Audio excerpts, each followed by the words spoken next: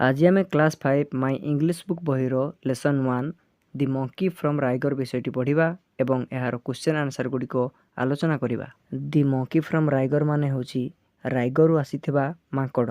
Rigor होची गोटे जगार ना। लुक एट द पिक्चर, ए चित्रटी को देख। In one of the pictures a monkey is riding a tiger.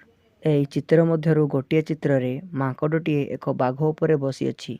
Riding करुची। राइडिंग माने होची चलेबा। जदि आमे गोटे घोड़ा उपरे बसिकी चलेबा घोड़ा को तेबे आमको कुहाजिबो horse rider.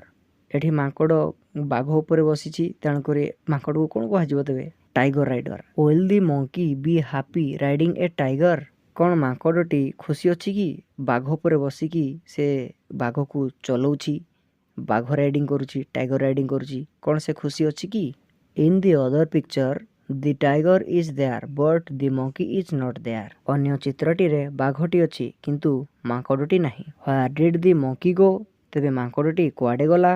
Let's read the poem and enjoy it. चलो कविताटी आमे पढ़िबा ओ एहार मजा नबा। There was a monkey from Riga. Riga रे गोटे माकड़ थिला। Who rode on a tiger, जे कि गोटे बाघ चलाउथिला। बाघ उपरे बसी जीवा आसिबा करुथिला। दे रिटर्नड फ्रॉम द राइड। सेमाने कौनसी जगह को जाई फेरिले। जेमिति कि आमे सांग मानक सहित कथाबार्ता हो आज राइड रे जीवा माने कौनसी जगह को गाड़ी रे बुलिया पई जीवा, यात्रा करिबा। With the monkey inside. माकड़टी बाघ भितरे थिला। अरे एमती केमती हेबो? माने बाघटी माकड़टी को खाइदेला। And the smile on the face of the tiger. एवं बाघ मुहरे हस फुटुथिला, बाघ हसुथिला। There was a monkey from rigor.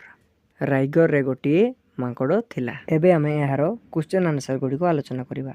Number 1 टी देछि who are there in the poem. ए कविता रे किए किए अछंती? Answer a monkey and a tiger are there in the poem. ए कविता रे गोटे माकड़ एवं गोटे बाघ अछंती। Number 2 who rode on a tiger. किए बाघ उपरे चढ़ीथिला? Answer the monkey rode on a tiger. माकड़ बाघ उपरे चढ़ीथिला। Number 3 the monkey was from dash. माकड़ केउठारु थिला? Answer the monkey was from Riga. माकड़ राइगर रु थिला। Number 4 what does they stand for. एठारे एही कविता रे जो दिया जाईछि दे, एही दे रो माने कोन? दे रो अर्थ कोन बुझौछि?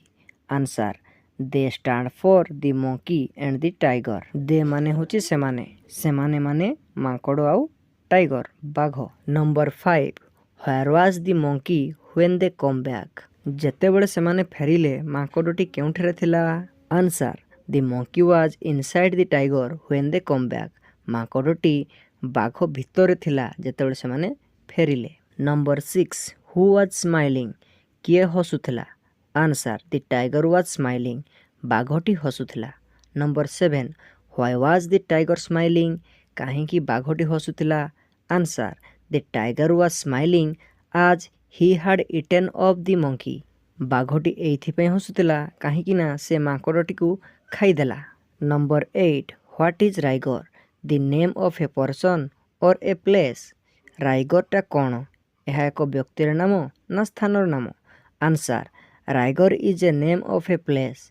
राइगरटा होची गोटे स्थान बा जगार नाम। Number 9 how do you know it is the name of a place. तुमे किपरि जानि पारुछ कि यह एक स्थानर नाम बोली? Answer the word from indicates that it is the name of a place. एठारे गोटे वर्ड दिया हेची फ्रॉम। फ्रॉम माने होची ठारू। एही ठारू बा फ्रॉम सूचौची जे एही राइगरटा होची गोटे जगार नाम बोली, स्थानर नाम बोली। जदि भिडियोटी भल लागिछि ताले मो चैनल को सब्सक्राइब करंतु। Thank you for watching.